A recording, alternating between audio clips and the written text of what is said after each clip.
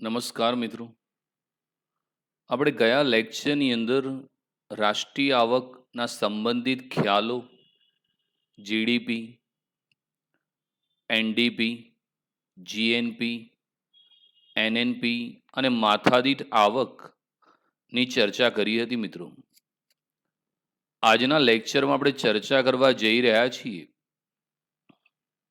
રાષ્ટ્રીય આવકનું માપન, એટલે કે રાષ્ટ્રીય આવક માપવાની પદ્ધતિઓ, મેઝરમેન્ટ ઓફ નેશનલ ઇન્કમ, એની આજના લેક્ચરમાં આપણે ચર્ચા કરીશું મિત્રો. રાષ્ટ્રીય આવકનું માપન એટલે ગણતરી.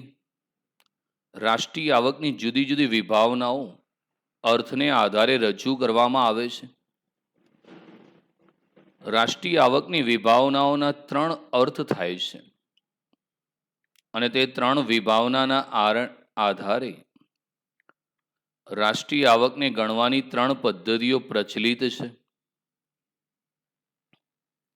એક ઉત્પાદનની પદ્ધતિ, બે આવકની પદ્ધતિ, ત્રણ ખર્ચની પદ્ધતિ. મિત્રો, કોઈ પણ દેશ માટે એની રાષ્ટ્રીય આવક કેટલી છે એ જાણવી અત્યંત જરૂરી છે.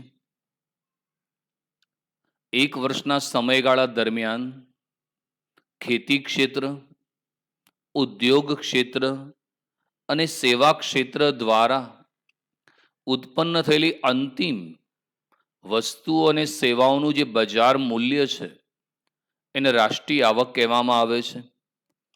અલગ અલગ અર્થશાસ્ત્રી અલગ અલગ રીતની હિમાયત કરે છે. એમાં એક ઉત્પાદનની પદ્ધતિ છે, એક આવકની પદ્ધતિ અને ત્રીજી ખર્ચની પદ્ધતિ. તો ખૂબ અગત્યનો ક્વેશ્ચન છે મિત્રો. તો ક્વેશ્ચન 1 ચર્ચા કરીએ છીએ ઉત્પાદનની પદ્ધતિ. રાષ્ટ્રીય આવક ગણવાની આ પદ્ધતિ પ્રોફેસર માર્શલ ની વ્યાખ્યા પરથી વિકસાવવામાં આવી છે. વર્ષ દરમિયાન ખેતી, ઉદ્યોગ અને સેવા ક્ષેત્રમાં અંતિમ સ્વરૂપની વસ્તુઓ અને સેવાઓનું જે ઉત્પાદન થયું હોય તેના નાણાકીય મૂલ્યનો સરવાળો એ રાષ્ટ્રીય આવક ગણવામાં આવે છે. ખેતી, ઉદ્યોગ અને સેવા ક્ષેત્રના ઉત્પાદનનો જથ્થો જાણી તેને બજાર કિંમતોથી ગુણી નાણાકીય મૂલ્ય શોધવામાં આવે છે. વસ્તુઓ અને સેવાઓના આ નાણાકીય મૂલ્યનો સરવાળો એ દેશની રાષ્ટ્રીય આવકની ગણતરી છે. તો મિત્રો, આ જે ઉત્પાદનની પદ્ધતિ છે એ પ્રોફેસર માર્શલ ની વ્યાખ્યા પરથી વિકસાવવામાં આવેલી છે. કોઈ પણ દેશમાં મિત્રો ત્રણ ક્ષેત્રો ઉત્પાદનની અંદર જોડાયેલા હોય છે. એક કૃષિ ક્ષેત્ર, ઉદ્યોગ ક્ષેત્ર અને સેવા ક્ષેત્ર. આ ત્રણ ક્ષેત્રો દ્વારા જે અંતિમ સ્વરૂપની વસ્તુઓ, અહીં સમજો અંતિમ વસ્તુ ધ્યાનમાં લેવાય છે, જેથી વચગાળાનો જે વપરાશ છે મિત્રો એને ધ્યાનમાં લેવામાં આવતો નથી. જે અંતિમ સ્વરૂપની વસ્તુ અને સેવાઓ જે ઉત્પન્ન થાય છે મિત્રો, એ ઉત્પાદનને એના નાણાં વડે ગુણવામાં આવે છે, એની બજાર કિંમત વડે ગુણવામાં આવે છે. ત્યારબાદ તમને રાષ્ટ્રીય આવક પ્રાપ્ત થતી હોય છે. તો રાષ્ટ્રીય આવકમાં કઈ મહત્વની બાબતો છે એની ચર્ચા કરીએ.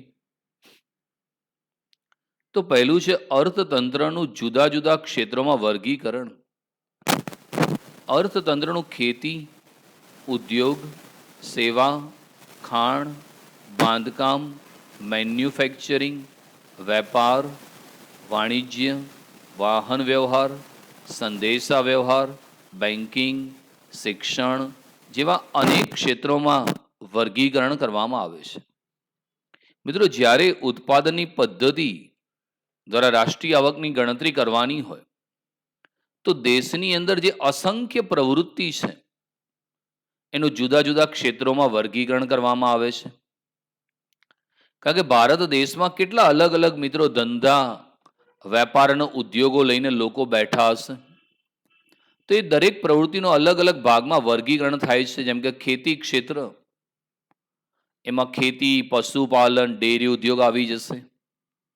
ઉદ્યોગ ક્ષેત્રમાં નાના ઉદ્યોગ, મોટા મધ્યમ કદના ઉદ્યોગ આવી જશે.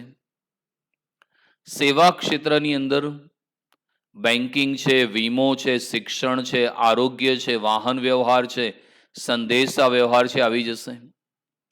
મેન્યુફેક્ચરિંગ જે ક્ષેત્ર છે, વેપાર વાણિજ્ય છે, એમ દેશની તમામે તમામ પ્રવૃત્તિ જે છે એનું જુદા જુદા ક્ષેત્રમાં વર્ગીકરણ કરવામાં આવે છે. વસ્તુ કે સેવાની પસંદગી અર્થતંત્રના જુદા જુદા ક્ષેત્રોમાં ઉત્પન્ન થતી માત્ર અંતિમ વપરાશની વસ્તુઓ અને સેવાઓને ગણવામાં આવે છે. વચગાળાના ઉપયોગની વસ્તુઓ ગણવામાં આવતી નથી. મિત્રો, જ્યારે રાષ્ટ્રીય આવક ગણવામાં આવે તો વચગાળાનો વપરાશ છે એને ટાળવામાં આવે છે. દાખલા તરીકે દેશમાં લોખંડનું ઉત્પાદન થાય અને યંત્રોનું ઉત્પાદન પણ થાય. હવે લોખંડનું મૂલ્ય છે એને રાષ્ટ્રીય આવકમાં લઈએ અને યંત્રોના ઉત્પાદનને પણ આપણે જો રાષ્ટ્રીય આવકમાં લઈએ તો એકની એક વસ્તુ બે વાર ગણાય. કારણ કે યંત્રનું મૂલ્ય ગણ્યું તેમાં લોખંડનો સમાવેશ પણ થઈ જાય છે. એટલે પછી લોખંડનું ઉત્પાદનને ધ્યાનમાં ના લેવાય, પણ જે યંત્ર છે એનું ઉત્પાદન આપણે ધ્યાનમાં લઈએ. એટલે અહીંયા અંતિમ સ્વરૂપની જે વસ્તુઓ અને સેવાઓ છે એના નાણાકીય મૂલ્યને ધ્યાનમાં લેવાય છે. જે વચગાળાનું મૂલ્ય છે એને ધ્યાનમાં લેવામાં આવતું નથી. ગૃહિણીના ઘરકામની સેવા. ગૃહિણીના ઘરકામની સેવા બજારમાં વેચાતી નથી, તેનું નાણાકીય મૂલ્ય માપી શકાતું નથી, તેથી તે રાષ્ટ્રીય આવકમાં ગણાતી નથી. તો જે હાઉસવાઈફ છે, મિત્રો ઘણા તમારા મમ્મી ઘરે કામ કરતા હશે, તો એ જે ગૃહિણી છે એની જે સેવા છે બજારમાં વેચાતી નથી. મિત્રો તમારી મમ્મી દ્વારા પણ ઘરમાં ઘણી બધી વસ્તુનું ઉત્પાદન થાય છે, પણ મિત્રો એ વસ્તુઓ બજારમાં વેચવા માટે બનાવવામાં નથી આવતી, જેથી એનું નાણાકીય મૂલ્ય માપી શકાતું નથી. માટે ગૃહિણીના ઘરકામની સેવાનો રાષ્ટ્રીય આવકમાં સમાવેશ થતો નથી.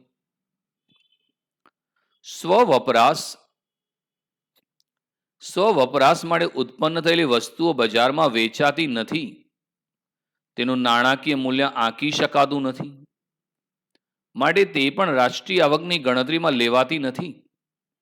ભારતમાં ખેડૂતે સ્વવપરાશ માટે રાખેલ અનાજ અપવાદ તરીકે રાષ્ટ્રીય આવકમાં ગણતરીમાં લેવામાં આવે છે. સ્વવપરાશ મિત્રો ઘણી બધી વસ્તુઓ મિત્રો ઉત્પન્ન થાય છે, પણ એ સ્વવપરાશ માટે હોય છે. જેમ કે સવારે તમારા ઘરે ચા બનતી હશે કે જમવાનું બનતું હશે, તો એ ઉત્પાદન થયું એ બજારમાં વેચવા માટે નથી બનાવ્યું, પોતાના અંગત વપરાશ માટે છે, જેનાથી તેનું નાણાકીય મૂલ્ય આંકી શકાતું નથી, માટે તે પણ રાષ્ટ્રીય આવકની ગણતરીમાં લેવાતું નથી. તેમ છતાં ભારતમાં જે ખેડૂત છે, જે અનાજનું વાવેતર કરે છે, જે ઘઉં, ચોખા, બાજરી, કઠોળની ખેતી કરે છે, તો એ પણ મિત્રો ઘણું બધું અનાજ પોતાના સ્વ વપરાશ માટે રાખે છે, તો એનો સમાવેશ રાષ્ટ્રીય આવકમાં થાય. દાખલા તરીકે કોઈ ખેડૂતે 100 કિલો ઘઉં પોતાના ખાવા માટે રાખ્યા, તો એ 100 કિલો જે ઘઉં છે એનું મૂલ્ય તો હોય ને કે ભાઈ 1 કિલોના 10 રૂપિયા, તો 100 કિલોના 1000. એમ ખેડૂત દ્વારા સ્વ વપરાશ માટે રાખવામાં આવેલું અનાજ છે એનું નાણાંમાં મૂલ્ય આંકી શકાય છે, માટે તેનો સમાવેશ રાષ્ટ્રીય આવકમાં થાય છે. સંરક્ષણ અને પોલીસ. સંરક્ષણ પોલીસની સેવાઓ બજાર હોતા નથી, તે બજારમાં વેચાતી મળતી નથી, છતાં ભારતમાં રાષ્ટ્રીય આવકની ગણતરીમાં તેને ધ્યાનમાં લેવામાં આવે છે. તો કોઈ પણ દેશ માટેની સુરક્ષા અગત્યની છે. ભારતની ઇન્ડિયન આર્મી, નેવી, એરફોર્સ જે દેશની સરહદોની સુરક્ષા કરે છે, જ્યારે પોલીસ ક્ષેત્ર દ્વારા દરેક રાજ્યની સુરક્ષા કરવામાં આવે છે. મિત્રો આવી સેવાઓનું કોઈ બજાર નથી હોતું, કેમ કે આવી સેવાઓ બજારમાં વેચાતી નથી. તેમ છતાં સંરક્ષણ અને પોલીસ ક્ષેત્રની સેવા ને રાષ્ટ્રીય આવકને ગણતરીમાં ધ્યાનમાં લેવાય છે. તો કેમ લેવાય છે એ સમજજો. ભલે સંરક્ષણ કે પોલીસની સેવા બજારમાં હોતી નથી કે બજારમાં વેચાતી નથી, પણ દર મહિને પોલીસને જે પગાર ચૂકવવામાં આવે છે, તો પગાર તો નાણાંમાં જ ગણાશે ને. આર્મી, નેવી, એરફોર્સ ને આપણે જે પગાર ચૂકવીશું તે પગારનો સમાવેશ પણ નાણાંમાં જ થશે ને.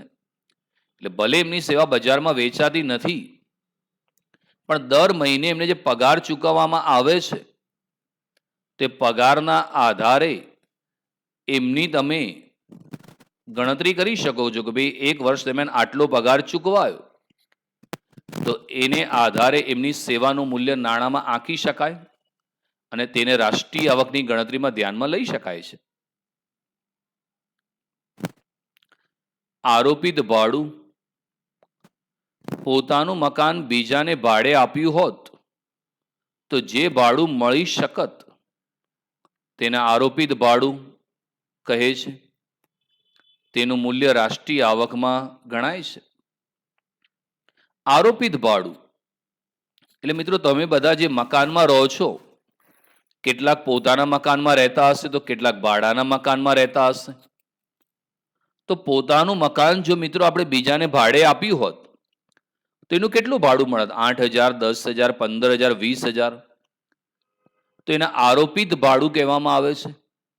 અને એ આરોપિત ભાડાનો સમાવેશ રાષ્ટ્રીય આવકમાં કરવામાં આવે છે. બેવડી ગણતરી ટાળવી જોઈએ. રાષ્ટ્રીય આવક અને પેદાશની ગણતરીમાં બેવડી ગણતરી દૂર કરીને રાષ્ટ્રીય પેદાશ ગણવામાં આવે છે. જ્યારે રાષ્ટ્રીય પેદાશમાં કોઈ એક વસ્તુનું મૂલ્ય એક કરતાં વધારે વખત ગણવામાં આવે તો તે બેવડી ગણતરી છે. બેવડી ગણતરીથી રાષ્ટ્રીય આવક કૃત્રિમ રીતે ઊંચી આવે છે. ઉત્પાદનની રીતે રાષ્ટ્રીય પેદાશની ગણતરી કરતી વખતે બેવડી ગણતરીથી બચવું જોઈએ.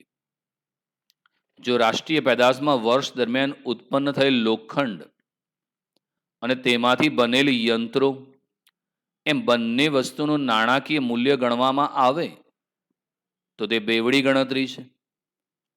કારણ કે યંત્રના મૂલ્યમાં લોખંડનું મૂલ્ય સમાયેલું છે. એટલે કે જો લોખંડનું મૂલ્ય પણ ગણીએ અને યંત્રનું મૂલ્ય પણ ગણવામાં આવે તો લોખંડનું મૂલ્ય 2 વાર ગણાય છે. આવી બેવડી ગણતરી દૂર કરવાના 2 ઉપાયો નીચે પ્રમાણે છે. તો બેવડી ગણતરી મિત્રો, રાષ્ટ્રીય આવકની જ્યારે ગણતરી થાય તો એની જો સાચી ગણતરી કરવી હોય તો બેવડી ગણતરી ટાળવી જોઈએ. કારણ કે બેવડી ગણતરી જો દ્વારા થાય તો રાષ્ટ્રીય આવક કૃત્રિમ રીતે ઊંચી આવતી હોય છે. એટલે કોઈ એક વસ્તુનું મૂલ્ય એક કરતાં વધુ વખત જો કરવામાં આવે તો એને બેવડી ગણતરી કહેવામાં આવે છે. અને કોઈ પણ દેશની સરકાર માટે રાષ્ટ્રીય આવકની સાચી ગણતરી કરવી છે તો બેવડી ગણતરી ટાળવી જોઈએ મિત્રો. દાખલા તરીકે વર્ષ દરમિયાન દેશમાં લોખંડનું ઉત્પાદન પણ થાય છે અને તેમાંથી બનેલી યંત્રોનું પણ ઉત્પાદન થાય છે. હવે જો આપણે બંને વસ્તુનું નાણાકીય મૂલ્ય ગણીએ તે બેવડી ગણતરી છે. કેમ કે યંત્રના મૂલ્યમાં લોખંડના મૂલ્યનો પણ સમાવેશ થઈ ગયો છે. એટલે કે જો લોખંડનું મૂલ્ય પણ ગણીએ અને યંત્રોનું મૂલ્ય પણ ગણવામાં આવે તો લોખંડનું મૂલ્ય 2 વાર ગણાયું છે. તો આ બેવડી ગણતરી દૂર કરવાના 2 ઉપાયો સમજીએ. કયા 2 ઉપાય છે? તો પહેલું છે માત્ર અંતિમ વસ્તુઓનું મૂલ્ય ગણવું.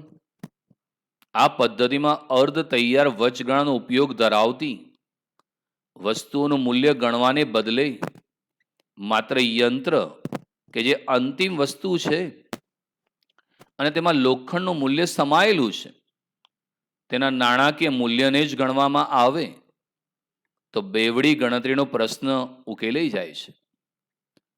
તો બેવડી ગણતરી ટાળવા માટે મિત્રો માત્ર આપણે અંતિમ વસ્તુઓનું મૂલ્ય જ ગણવું જોઈએ. જે અર્ધ તૈયાર છે કે જે વચગાળાનો ઉપયોગ ધરાવતી વસ્તુઓ છે એના મૂલ્યને ધ્યાનમાં ના લઈએ, પણ જો મિત્રો આપણે અંતિમ સ્વરૂપની વસ્તુઓના મૂલ્યને જ ધ્યાનમાં લઈએ તો એનાથી બેવડી ગણતરીનો પ્રશ્ન તમારો ઉકેલાઈ જાય છે. એટલે લોખંડનું પણ ઉત્પાદન થાય અને લોખંડમાંથી બનેલ યંત્રનું પણ ઉત્પાદન દેશમાં થાય. એટલે આપણે જો યંત્રના ઉત્પાદનને ધ્યાનમાં લઈએ તો યંત્રમાં લોખંડનો પણ સમાવેશ થઈ જાય જ છે.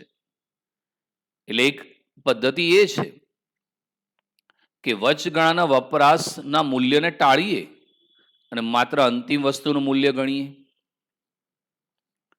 બીજું, મૂલ્ય વૃદ્ધિની પદ્ધતિ. ઉત્પાદન પ્રક્રિયામાં જ્યારે વસ્તુ એક તબક્કામાંથી બીજા તબક્કામાં જાય છે ત્યારે તેનું નાણાકીય મૂલ્ય વધે છે.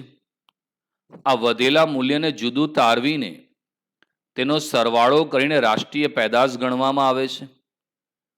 તો બેવડી ગણતરી થતી નથી. મૂલ્ય વૃદ્ધિ મિત્રો એટલે કે વેલ્યુ એડેડ. કોઈ પણ વસ્તુ મિત્રો જ્યારે ઉત્પાદન પ્રક્રિયામાં એક તબક્કામાંથી બીજા તબક્કામાં જાય ત્યારે એના નાણાકીય મૂલ્યમાં વધારો થાય છે. તો આ જે નાણાકીય મૂલ્ય છે મિત્રો એને આપણે જુદું તારવીને તેનો સરવાળો કરીને રાષ્ટ્રીય પેદાશ ગણવામાં આવે તો બેવડી ગણતરી થતી નથી. એ એક ઉદાહરણ દ્વારા સમજાવું તમને મિત્રો.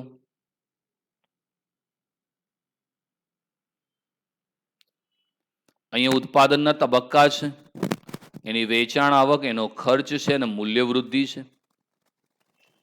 દાખલે રૂનું ઉત્પાદન થયું તો એનું મૂલ્ય 100 છે.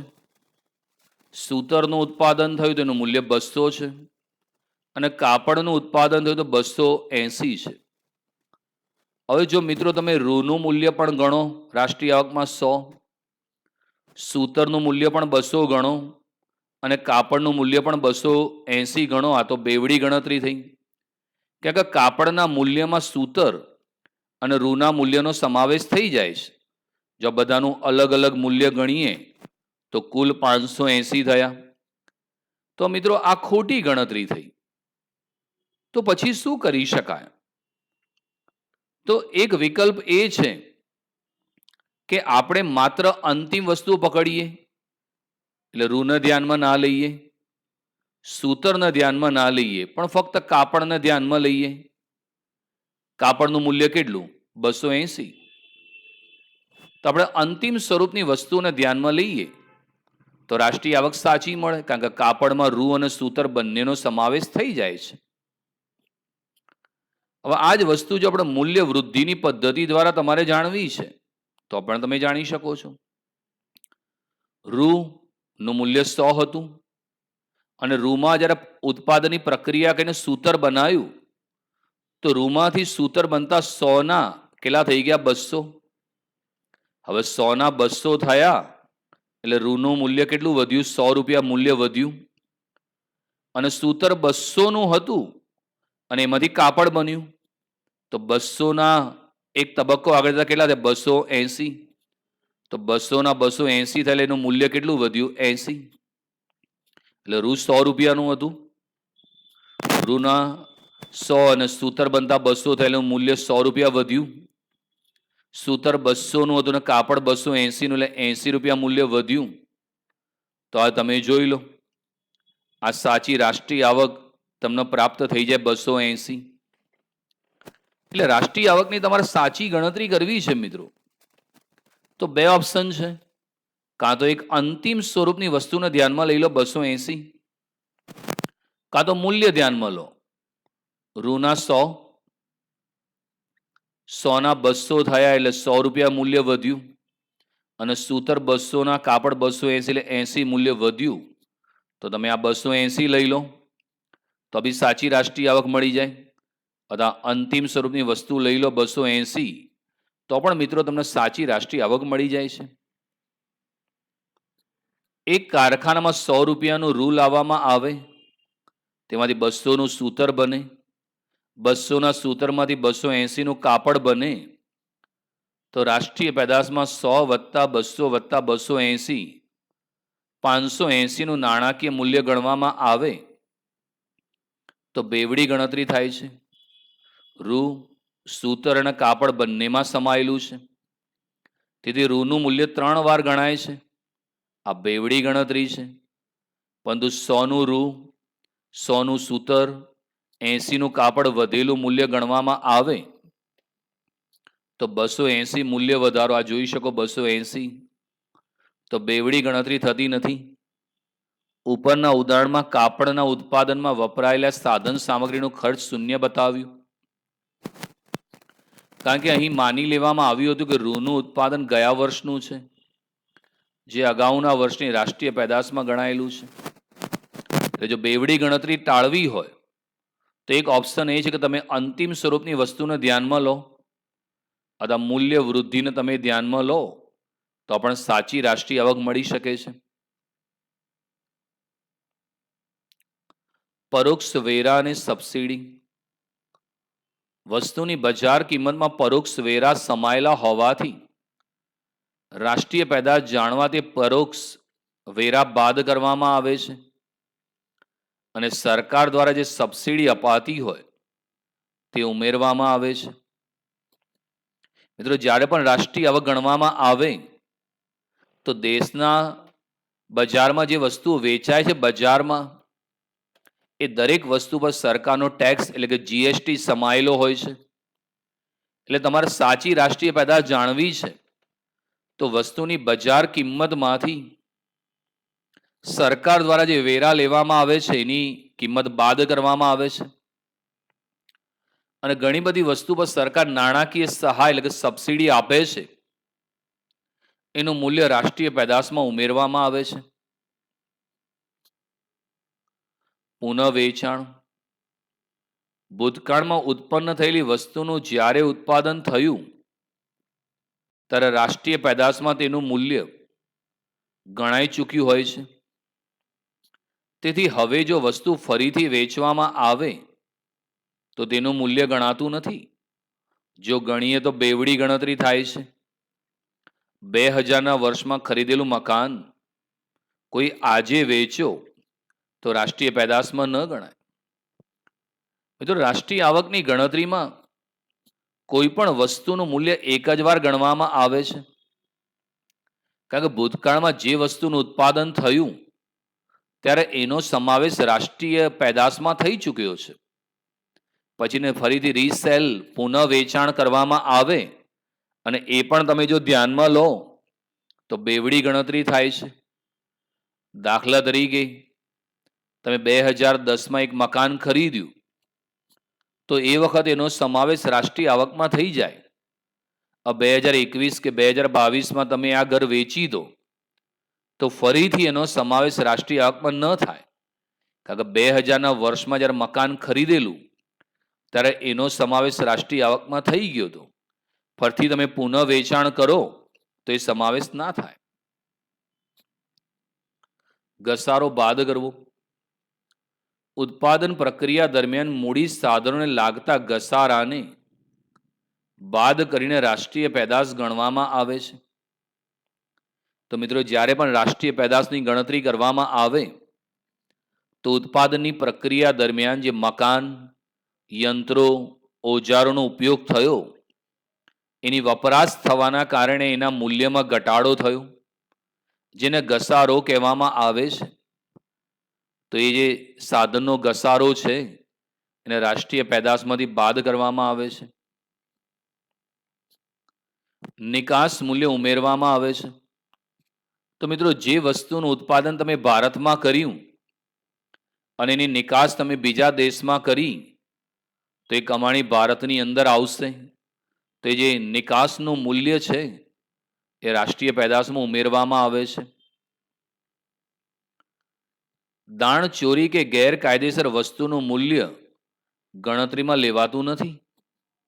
તો દાણચોરી કે ગેરકાયદેસર એટલા માટે ના લેવાય કેમ કે આના સાચા આંકડા મળતા નથી. કારણ કે જે વ્યક્તિ ગેરકાયદેસર રીતે આવક કમાય છે એ કોઈ પણ આંકડા સરકારને આપતો નથી કે સરકારને પ્રાપ્ત થતા નથી, એટલે એનું મૂલ્ય રાષ્ટ્રીય પેદાશમાં ગણવામાં આવતું નથી.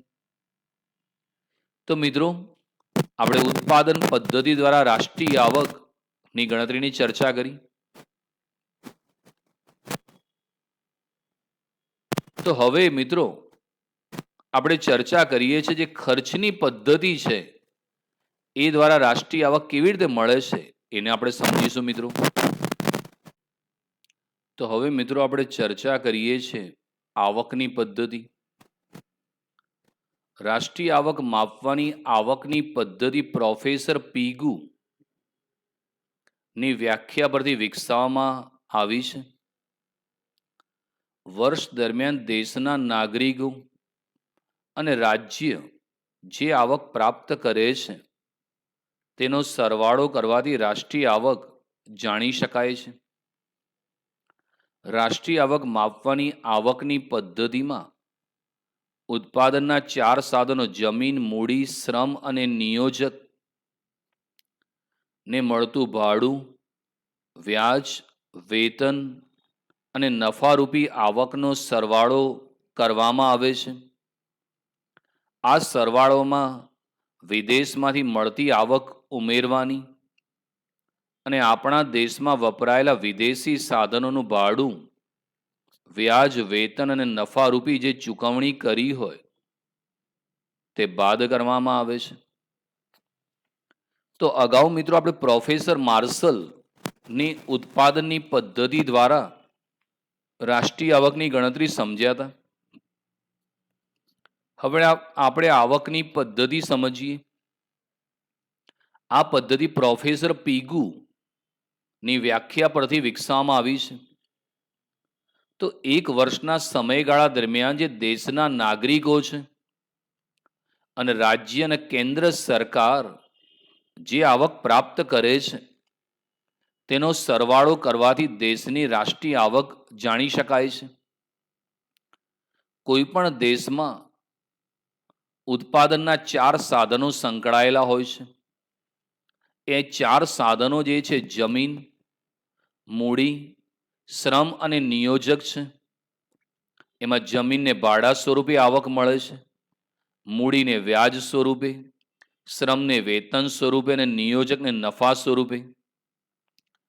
તો ભાડું વત્તા વ્યાજ વત્તા વેતન વત્તા નફો નો સરવાળો કરવાથી રાષ્ટ્રીય આવક મળે છે. આ જે સરવાળો છે એમાંથી વિદેશમાંથી જે પણ આવક તમને પ્રાપ્ત થઈ છે એ ઉમેરીશું.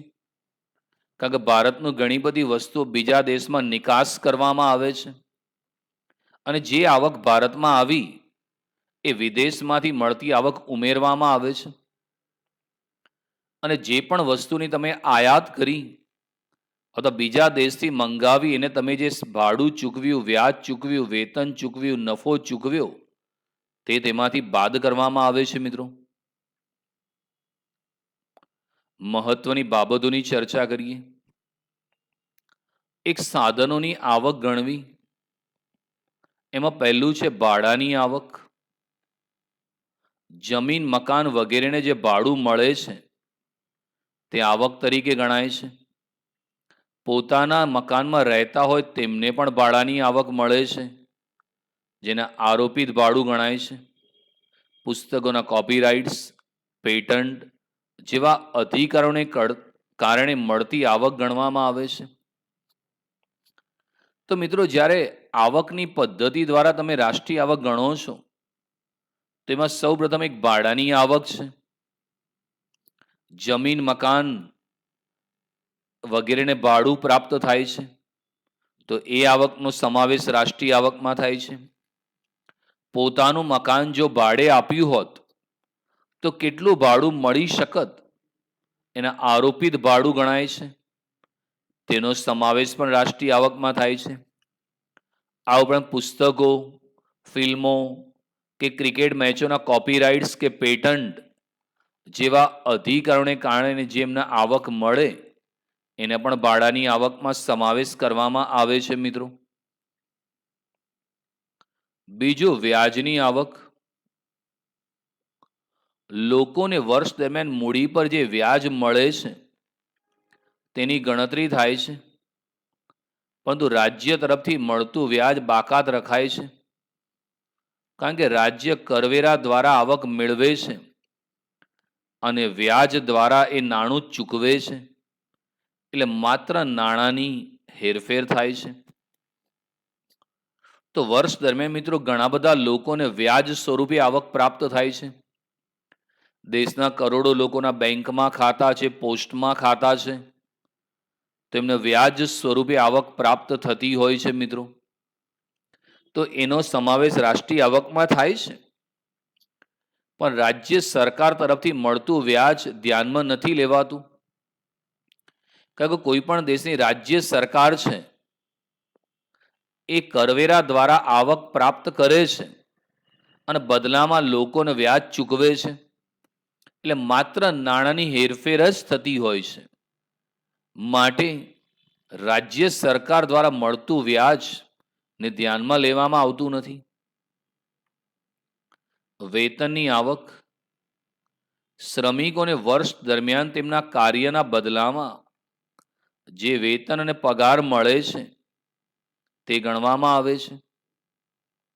તો ઘણા બધા શ્રમિકો શ્રમ કાર્યમાં જોડાયેલા છે, એમને વેતન કે પગાર સ્વરૂપે રોજના કે દર મહિને પૈસા પ્રાપ્ત થાય છે. તો શ્રમિકો કે કર્મચારીને પ્રાપ્ત થતું વેતન કે પગાર નો સમાવેશ રાષ્ટ્રીય આવકમાં કરવામાં આવે છે. નફાની આવક. રોકાણકારો નિયોજકોને નફા અને ડિવિડન્ડ રૂપી આવકો મળે છે તે ગણાય છે. કંપનીઓના અનામત, નફા અને તેના પરથી ચૂકવાતા કરવેરાનો સમાવેશ પણ થાય છે. તો ભારતમાં જે કરોડો રોકાણકારો છે એ શેર બજાર કે મૂડી બજારમાં પૈસા લગાવે છે, એમને દર વર્ષે ડિવિડન્ડ સ્વરૂપે આવક પ્રાપ્ત થાય છે.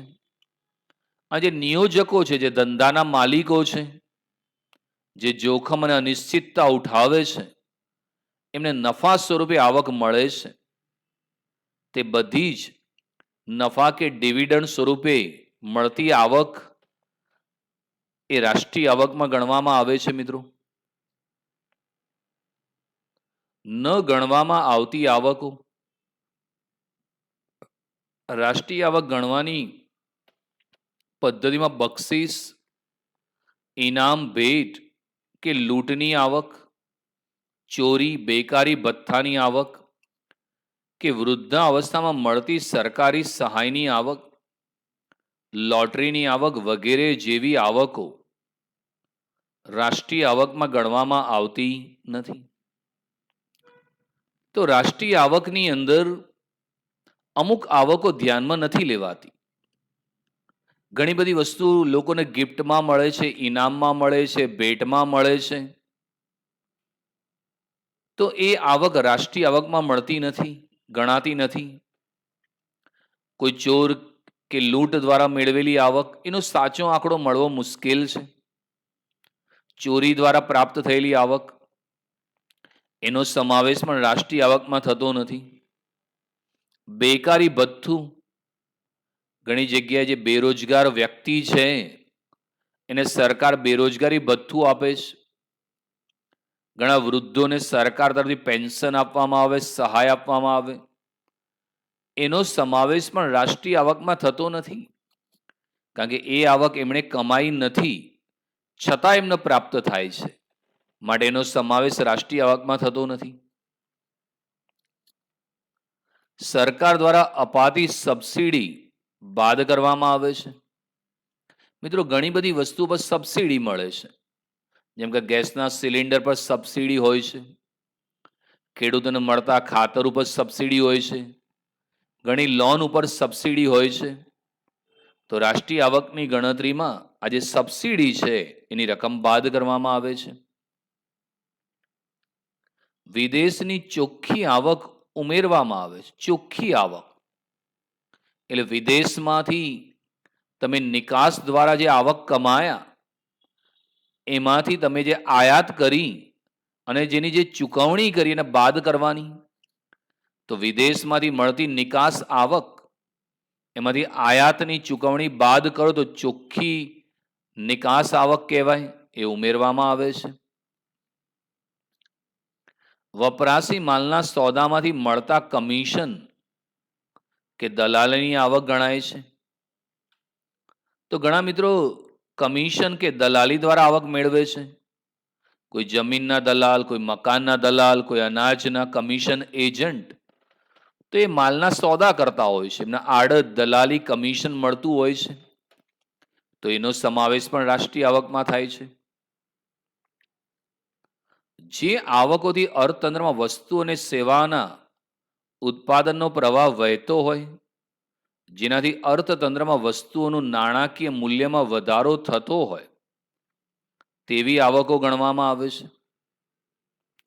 મિત્રો, રાષ્ટ્રીય આવકમાં એ જ આવકો ગણવામાં આવે છે કે જેનાથી ઉત્પાદનનો પ્રવાહ સતત વહેતો તમને જોવા મળે, એટલે કે નાણું અર્થતંત્રમાં ફરતું જોવા મળે, જેમાં નાણાકીય મૂલ્યમાં વધારો થતો હોય, એવી વસ્તુઓનો સમાવેશ રાષ્ટ્રીય આવકમાં મિત્રો કરવામાં આવતો હોય છે. સેકન્ડ હેન્ડ વસ્તુની આવકનો સમાવેશ થતો નથી. તો કેમ સેકન્ડ હેન્ડ વસ્તુનો સમાવેશ રાષ્ટ્રીય આવકમાં થતો નથી, એ સમજવું પડશે મિત્રો. દાખલા કે મોબાઈલના નવા મોડેલ આવતા જૂના મોડેલના વેચાણથી થયેલી આવક એ ન ગણવા પાછળનું કારણ એ છે કે રાષ્ટ્રીય આવકની ગણતરીમાં મિત્રો દરેક વસ્તુનું મૂલ્ય એક જ વાર ગણાય છે. દાખલા કે હાલ તમારી પાસે 4G મોબાઈલ છે, તો દુકાનદારે જ્યારે 4G મોબાઈલ વેચ્યો તો એ આવકનો સમાવેશ રાષ્ટ્રીય આવકમાં થઈ ગયો. હવે માની લો કે 5G મોબાઈલ આવી જાય અને તમે આ 4G મોબાઈલ કોઈને વેચીને આવક મેળવો, તે સેકન્ડ હેન્ડ વસ્તુ થઈ, એની આવકનો સમાવેશ રાષ્ટ્રીય આવકમાં ન થાય. કારણ કે રાષ્ટ્રીય આવકની ગણતરીમાં કોઈ પણ ગણતરી એક જ વાર થાય. કારણ કે જ્યારે 4G મોબાઈલ તમે ખરીદ્યો ત્યારે એનો સમાવેશ રાષ્ટ્રીય આવકમાં થઈ ગયો હતો. હવે તમે એનું પુનઃ વેચાણ કરો તો એનો સમાવેશ રાષ્ટ્રીય આવકમાં ન થાય મિત્રો.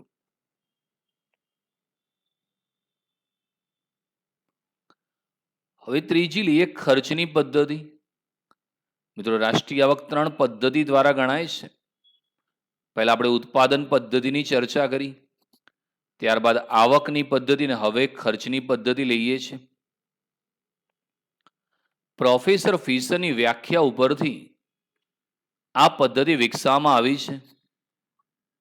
વર્ષ દરમિયાન વ્યક્તિઓ, કુટુંબો, પેઢીઓ અને સરકાર જે ચીજ વસ્તુઓ અને સેવા ઉપર જે નાણાકીય ખર્ચ કરે છે તેનો સરવાળો કરીને રાષ્ટ્રીય આવક માપવામાં આવે છે. આ પદ્ધતિમાં આવક બરાબર ખર્ચની ધારણા અભિપ્રેત છે. ખર્ચની પદ્ધતિમાં એક નાણાકીય વર્ષ દરમિયાન અંતિમ વસ્તુ અને સેવાઓની ખરીદી પાછળ જે ખર્ચ થાય તેનો સમાવેશ કરવામાં આવે છે. એક નાણાકીય વર્ષ દરમિયાન કુલ ખર્ચ જીડીપી જેટલું હોય છે. તો પ્રોફેસર ફિશર દ્વારા ખર્ચની પદ્ધતિ વિકસાવવામાં આવી છે. મિત્રો, માર્શલ દ્વારા ઉત્પાદનની પદ્ધતિ વિકસાવવામાં આવી હતી. પ્રોફેસર પીગુ દ્વારા આવકની પદ્ધતિ અને પ્રોફેસર ફિશર દ્વારા ખર્ચની પદ્ધતિ વિકસાવવામાં આવી છે. મિત્રો, સવારથી માંડીને સાંજ સુધી કેટલો બધો તમારા ઘરમાં ખર્ચ થતો હશે? તો એક વર્ષના સમયગાળા દરમિયાન દેશના તમામ વ્યક્તિઓ, કુટુંબો, ધંધાદારી પેઢીઓ અને સરકાર દ્વારા જે ચીજવસ્તુ અને સેવા ઉપર જે ખર્ચ કરવામાં આવે છે એ ખર્ચનો સરવાળો કરવાથી રાષ્ટ્રીય આવક મળી જાય છે. આ પદ્ધતિમાં એવી ધારણા છે કે આવક બરાબર ખર્ચ થાય છે. ખર્ચની પદ્ધતિમાં યાદ રાખવાનું કે જે ખર્ચ થયો એ અંતિમ વસ્તુઓ અને સેવાઓ પાછળ થયેલો હોય એનો સમાવેશ કરવામાં આવે છે. અને એક વર્ષના સમયગાળા દરમિયાન દેશના તમામ વ્યક્તિ, કુટુંબ, પેઢીઓ અને સરકાર દ્વારા જે પણ ખર્ચો કર્યો એનો સરવાળો કરવાથી રાષ્ટ્રીય આવક તમને પ્રાપ્ત થઈ શકે છે. મહત્વની બાબતોની ચર્ચા કરીએ. પહેલું છે નાણાકીય ખર્ચના 4 ઘટકો છે. નંબર 1 છે વપરાશી ખર્ચ. નાગરિકો, કુટુંબો, ધંધાદારી પેઢીઓ દ્વારા વપરાશી વસ્તુઓ પાછળ થતો ખર્ચ ગણવામાં આવે છે. ટીવી, સ્કૂટર, કાર જેવી ટકાઉ વસ્તુઓ, અનાજ, ફળ, શાકભાજી જેવી નાશવંત વસ્તુઓ, તેમજ શિક્ષણ, ડોક્ટરી સારવાર, વાહન વ્યવહાર, સંદેશા વ્યવહાર જેવી સેવાઓ પાછળ થતા ખર્ચનો સમાવેશ થાય છે. તો ભારતના જે નાગરિકો છે, કુટુંબો છે, પેઢીઓ છે, એ રોજે રોજ દૂધ, અનાજ, શાકભાજી, ફળ, કરિયાણા પાછળ જે ખર્ચ કરે છે, TV, mobile, scooter, washing machine જેવી ટકાઉ વસ્તુઓ પાછળ ખર્ચ કરે છે, શિક્ષણની સેવા પાછળ ખર્ચ, ડોક્ટરી સેવા, વાહન વ્યવહારની સેવા, સંદેશા વ્યવહારની સેવાઓ પાછળ જે ખર્ચ કરે છે, એ તમામ ખર્ચનો સમાવેશ રાષ્ટ્રીય આવકમાં થાય છે. બીજું મૂડીરોકાણ ખર્ચ.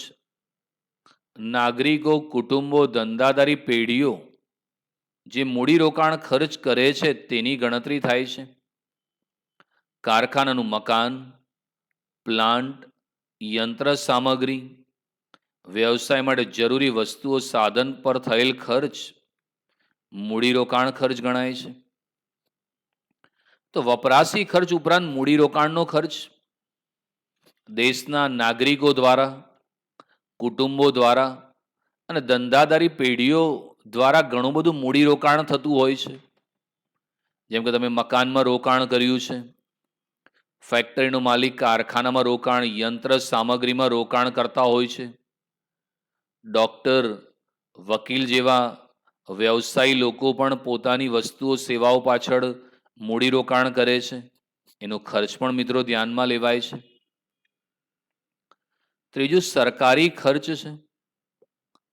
કેન્દ્ર સરકાર, રાજ્ય સરકાર, સ્થાનિક સ્વરાજ્યની સંસ્થાઓ વગેરેનું વપરાશી ખર્ચ, મૂડીરોકાણ ખર્ચ, વહીવટી ખર્ચ વગેરેનો સમાવેશ થાય છે. તો કોઈ પણ દેશમાં જે સરકાર છે, ગવર્મેન્ટ, એના દ્વારા પણ લોકોના વિકાસ અર્થે ખર્ચાય છે. રાજ્ય સરકાર, કેન્દ્ર સરકાર, સ્થાનિક સ્વરાજ્યની સંસ્થાઓ, તાલુકા પંચાયત, જિલ્લા પંચાયત, નગરપાલિકા, મહાનગરપાલિકા દ્વારા પણ જે વપરાશી ખર્ચ, મૂડીરોકાણ ખર્ચ અને વહીવટી ખર્ચ થાય છે. દાખલા તરીકે કોરોના દરમિયાન જે મફતમાં વેક્સિન આપવામાં આવી તો લોકોને મફત મળી, પણ સરકારને તો ખર્ચ થયો ને. રોજે રોજ સરકાર શિક્ષણ પાછળ ખર્ચ કરે છે, આરોગ્ય પાછળ ખર્ચ કરે છે, એ સરકારી ખર્ચમાં ગણાય છે. ચોખ્ખું નિકાસ ખર્ચ. દેશના નાગરિકોનું વિદેશી વસ્તુની આયાત પાછળનો ખર્ચ એ દેશનો ખર્ચ છે. અને આપણી નિકાસો એ વિદેશના નાગરિકોને આપણી વસ્તુઓ પાછળનો ખર્ચ છે.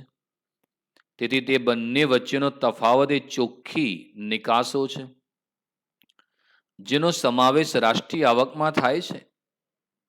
આ એક સૂત્ર યાદ રાખજો, કુલ રાષ્ટ્રીય આવક બરાબર વપરાશી ખર્ચ વત્તા મૂડીરોકાણ ખર્ચ વત્તા સરકારી ખર્ચ વત્તા ચોખ્ખું નિકાસ ખર્ચ. તો ચોખ્ખું નિકાસ ખર્ચ તો દર વર્ષે દેશના નાગરિકો વિદેશમાંથી વસ્તુઓની આયાત કરતા હોય છે અને આપણી જે વસ્તુઓ છે ને બીજા દેશમાં નિકાસ કરવામાં આવે છે. તો એ બંને વચ્ચેનો જે તફાવત છે, ચોખ્ખો નિકાસ ખર્ચ છે, એનો સમાવેશ પણ રાષ્ટ્રીય આવકમાં કરવામાં આવે છે. તો રાષ્ટ્રીય આવક જાણવા માટે 4 ખર્ચનો સરવાળો કરવો જોઈએ. વપરાશી ખર્ચ પ્લસ મૂડીરોકાણ ખર્ચ પ્લસ સરકારી ખર્ચ પ્લસ ચોખ્ખો નિકાસ ખર્ચ બરાબર રાષ્ટ્રીય આવક. તો તમે આ રીતે ખર્ચની પદ્ધતિ દ્વારા પણ રાષ્ટ્રીય આવક જાણી શકો છો. રાષ્ટ્રીય આવકમાં ન ગણાતા ખર્ચાઓ. ખર્ચની દ્રષ્ટિએ રાષ્ટ્રીય આવકની ગણતરીમાં અમુક ખર્ચા ગણાતા નથી. સેકન્ડ હેન્ડ વસ્તુની ખરીદી પાછળનો ખર્ચ, હેરફેરનો ખર્ચ. હેરફેરના ખર્ચમાં પેન્શન, બેકારી ભથ્થું, વિધવાઓને અપાતી સહાય વગેરેનો સમાવેશ થાય છે. જૂના શેરની ખરીદી પાછળનો ખર્ચ, વચગાળાની વપરાશની વસ્તુઓ પાછળનો ખર્ચ રાષ્ટ્રીય આવકમાં ગણાતું નથી. કેટલાક ખર્ચાઓ વસ્તુ અને સેવાઓના ઉત્પાદન થયા વગર થાય છે. તેમાં માત્ર નાણાંની હેરફેર જ થાય છે. સબસિડી જેવા ખર્ચાઓ રાષ્ટ્રીય આવકમાં ગણવામાં આવતા નથી. તો મિત્રો, કયા ખર્ચા એ રાષ્ટ્રીય આવકમાં ગણાતા નથી? સેકન્ડ હેન્ડ વસ્તુની ખરીદી પાછળનો ખર્ચ. તો મિત્રો, નવો મોબાઈલ ખરીદો, નવો મોબાઈલ, તો એ ખર્ચનો સમાવેશ રાષ્ટ્રીય આવકમાં થાય. પણ જો તમે સેકન્ડ હેન્ડ મોબાઈલ ખરીદ્યો તો એનો સમાવેશ રાષ્ટ્રીય આવકમાં ન થાય. કારણ કે જ્યારે એ મોબાઈલ પ્રથમવાર વેચાયો હશે ત્યારે એનો સમાવેશ રાષ્ટ્રીય આવકમાં થઈ ગયો. હવે ફરીથી તમે એ સેકન્ડ હેન્ડ ખરીદ્યો તો જો એ ગણવામાં તો બેવડી ગણતરી થાય છે, એટલે એને ધ્યાનમાં ના લેવામાં આવે. તમે નવું એક્ટિવા કે એક્સેસ કે જ્યુપિટર ખરીદો તો એનો ખર્ચ રાષ્ટ્રીય આવકમાં લેવાય. પણ તમે જો સેકન્ડ હેન્ડમાં એ ખરીદો તો એનો ખર્ચ ધ્યાનમાં ના લેવાય. બદલા ચૂકવણીઓ, પેન્શન, ઘણી જગ્યાએ બેરોજગારને પેન્શન ચૂકવવામાં આવે છે. બેકારી ભથ્થું સરકાર આપે છે, વૃદ્ધોને પેન્શન, વિધવા સહાય, એનો સમાવેશ રાષ્ટ્રીય આવકમાં ન થાય. કારણ કે અહીંયા ફક્ત નાણાંની હેરફેર જ કરવામાં આવે છે. તમે નવા શેર ખરીદો તો એનો સમાવેશ રાષ્ટ્રીય આવકમાં થાય, પણ જૂના શેરની ખરીદી પાછળનો ખર્ચ કે વચગાળાની વસ્તુઓનો પાછળનો ખર્ચ નો સમાવેશ રાષ્ટ્રીય આવકમાં થતો નથી. કારણ કેટલાક ખર્ચાઓ એવા છે કે ઉત્પાદન થયા વગર થાય છે, જે કે પેન્શન કે બેકારી ભથ્થું તમે ચૂકવો છો, પણ ખરેખર મિત્રો એ લોકો ઉત્પાદનમાં ભાગ નથી લીધો છતાં પણ ચૂકવવામાં આવ્યા છે. એટલે માત્ર નાણાંની હેરફેર થાય છે. અને સબસિડી જેવા ખર્ચા પણ રાષ્ટ્રીય આવકમાં લેવામાં આવતા નથી. રાષ્ટ્રીય આવક ગણવામાં શું મુશ્કેલીઓ આવે છે એની વાત કરીએ.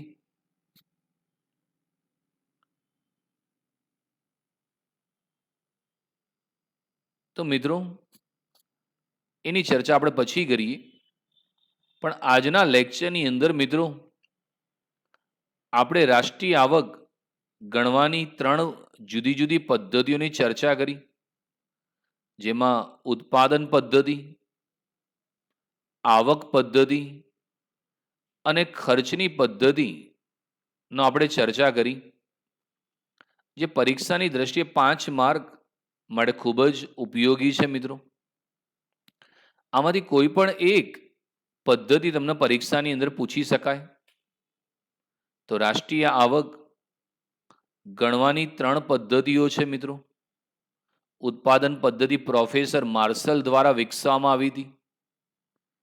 પ્રોફેસર પીગુ દ્વારા આવકની પદ્ધતિ અને ફિશર દ્વારા ખર્ચની પદ્ધતિ વિકસાવવામાં આવેલી.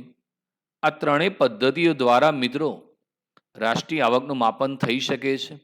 ઉત્પાદન પદ્ધતિ, આવકની અને ખર્ચની પદ્ધતિ. તો મને આશા છે કે તમે આ ચોપડામાં લખીને તૈયાર કરી નાખશો. Thank you very much.